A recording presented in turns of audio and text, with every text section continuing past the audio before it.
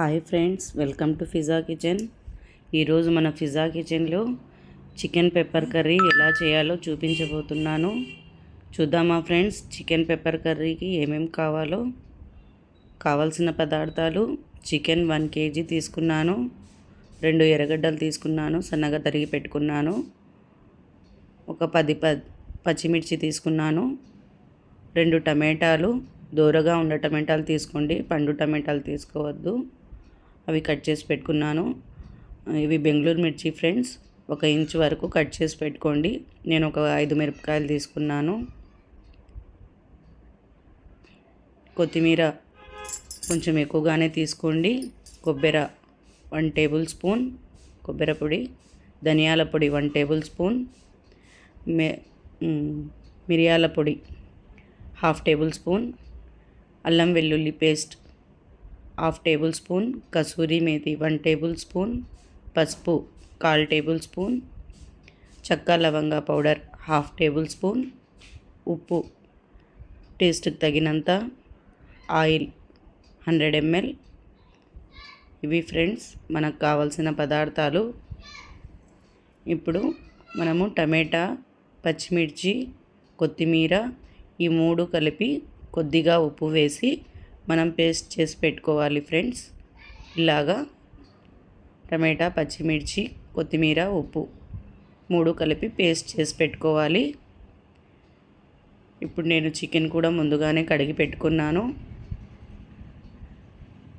ఇప్పుడు మనము ఎలా ప్రిపేర్ చేయాలో చూద్దామా ఫ్రెండ్స్. ఫస్ట్గా స్టవ్ మీద కుక్కర్ పెట్టుకున్నాను, ఆయిల్ వేసుకున్నాను. 100 ml ఆయిల్ తీసుకున్నాం కదా. ఇప్పుడు ఎర్రగడ్డలు, సన్నగా తరిగిన ఎర్రగడ్డలు వేసుకోండి. ఎర్రగడ్డలు ఎక్కువగా వేగనివ్వద్దండి, కొంచెం దూరగా వేగితే చాలు. ఇప్పుడు దాంట్లో మనము అల్లం వెల్లుల్లి పేస్ట్ వేద్దాం ఫ్రెండ్స్. అల్లం వెల్లుల్లి పేస్ట్ కొంచెం వేగాక పసుపు కొద్దిగా తీసుకోండి. పసుపు 1/4 టీ స్పూన్, చెక్క లవంగ పౌడర్,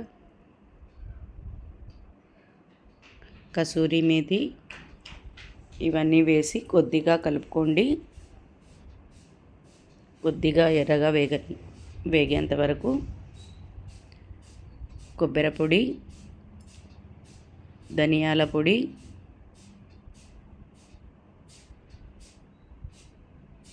మిరియాల పొడి ఇవి వేసిన తర్వాత కొద్దిగా అవి ఫ్రై అయ్యేంత వరకు మనము కలుపుకోవాలి.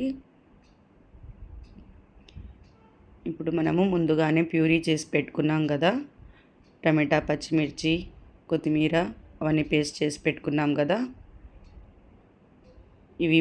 ఈ పచ్చిమిర్చి ఇప్పుడు ఆయిల్లో వేసి కొంచెం ఫ్రై అయ్యేంత వరకు మనం వేయించాలి. ఇప్పుడు ఈ ప్యూరీ చేసి పెట్టుకున్నది వేసుకుందాము.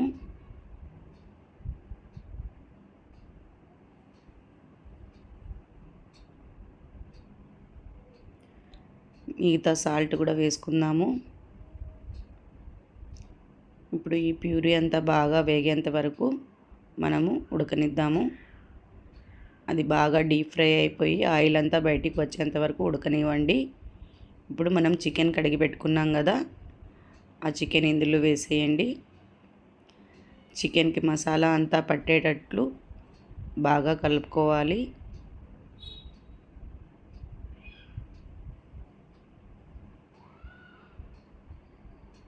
ఇలా బాగా మిక్స్ చేసుకున్న తర్వాత మనము దాంట్లో వాటర్ వేద్దాము.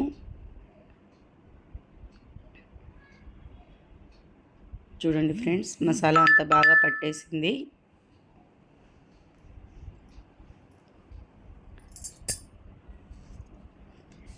ఇప్పుడు 100 ml వాటర్ వేసుకోండి. వాటర్ వేసుకున్నాక ఒక 3 విజిల్స్కి లిడ్ పెట్టేయండి. మూత పెట్టేసిన తర్వాత ఒక 3 విజిల్స్ వచ్చే వరకు వెయిట్ చేద్దాము.